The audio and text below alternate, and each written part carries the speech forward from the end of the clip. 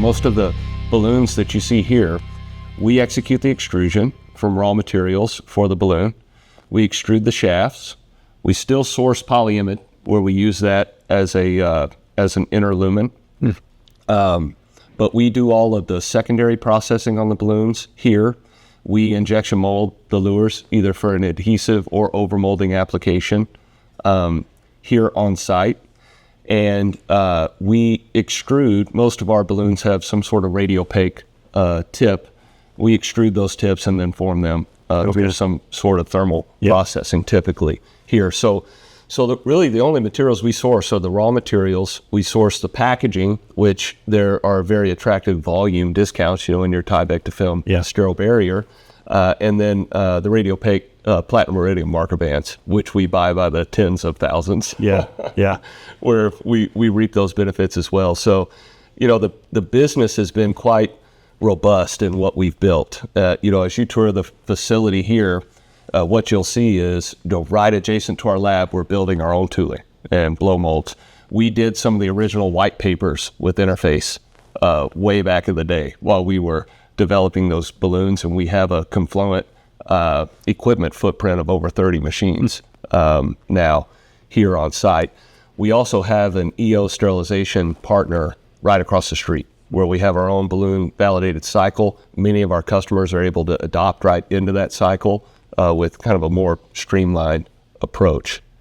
As we built balloons, we were very focused on rated burst pressure. And in achieving that rated burst pressure, it was always a rob Peter to pay Paul type scenario. So we were always combating the performance of the balloon in burst versus the introducer compatibility, the trackability, especially for peripheral vascular applications on various platforms, 038, 035, 018, and 014 guide wire platforms that were there.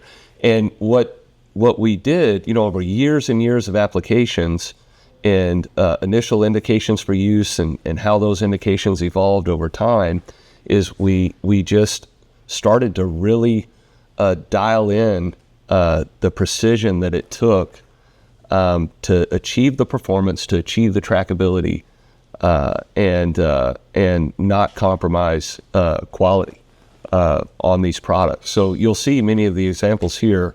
That is Biomerics niche, balloon plus a raw balloon within a composite structure over the top that either leads to a higher rated burst pressure.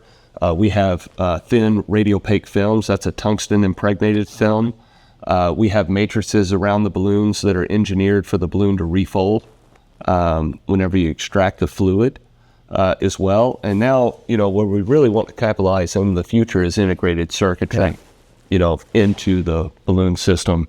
I mean, you guys know the disrupted trend in PFA. Yes. And that's really where it has led us from an engineering perspective. Interesting. So the full range from highly compliant, like we see here, to, what did you call it, Will, on the super-noncompliant. Right. Yeah, it's by far the least compliant balloon on the market at about 2%. Wow. Yeah, because they're really different applications. Really, what's the need for the physician? And there are some cases where the physician wants to be extremely precise and know exactly what diameter that balloon's going to achieve and know that it's consistent along the full length of the barrel.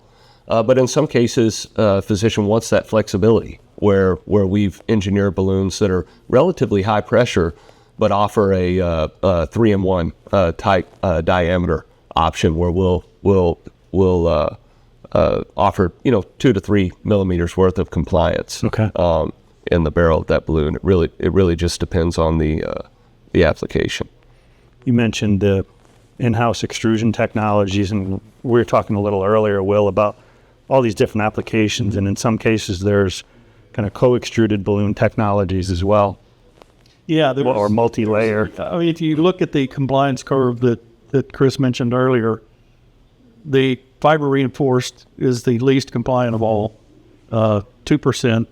PET's around 7, nylon's about 10, PBAX is 15, and then urethanes are hundreds of a percent.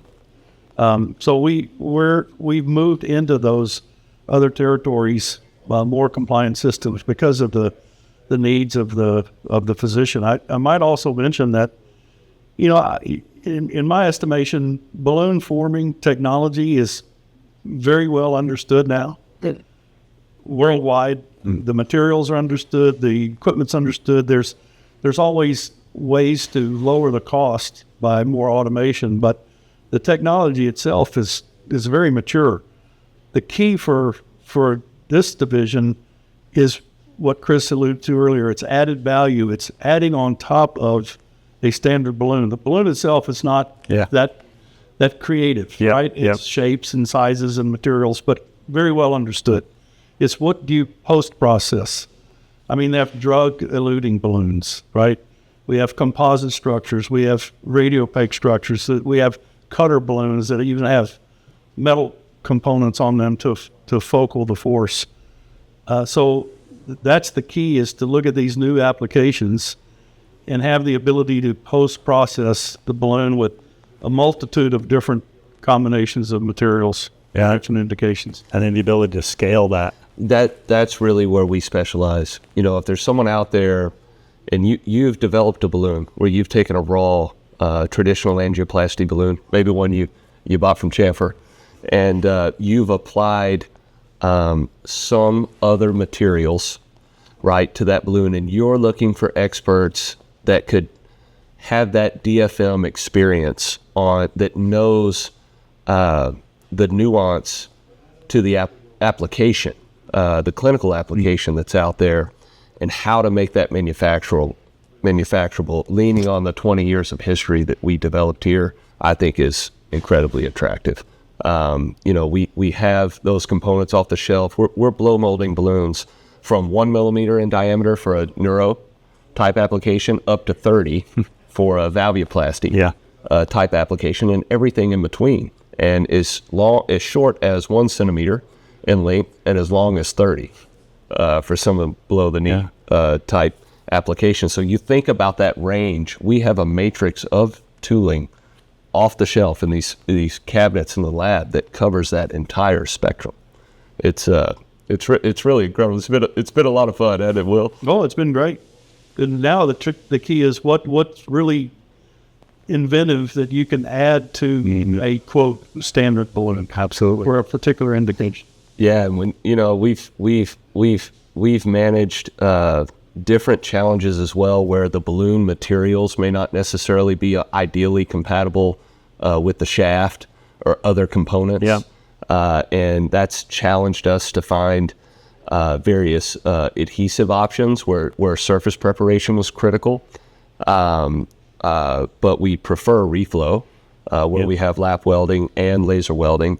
We're laser bonding the distal ends of the balloons and shaping the tip, engineering a custom taper and radius tip in one step process. So, there's just been years of experience that we've developed there. We have some of these composite layers that are comprised of 5 to 6 different materials with individual wall thicknesses as low as 0.5 of an inch.